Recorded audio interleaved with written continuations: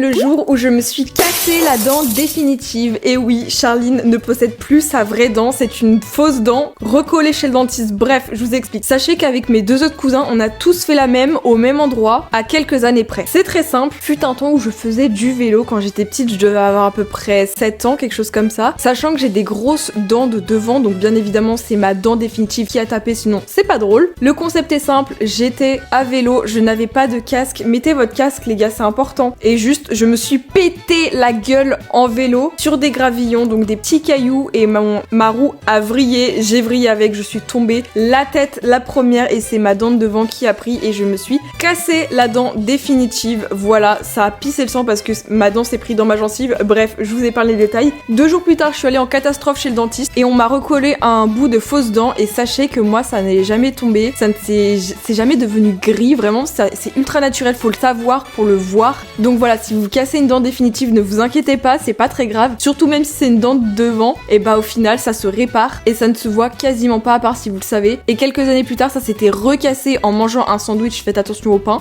Et on m'a recollé encore une fois un autre bout et c'est bon, hein, on n'y voit quasiment pas. Donc voilà, faites attention quand vous mangez et faites attention quand vous faites du vélo. Mettez votre casque, abonnez-vous.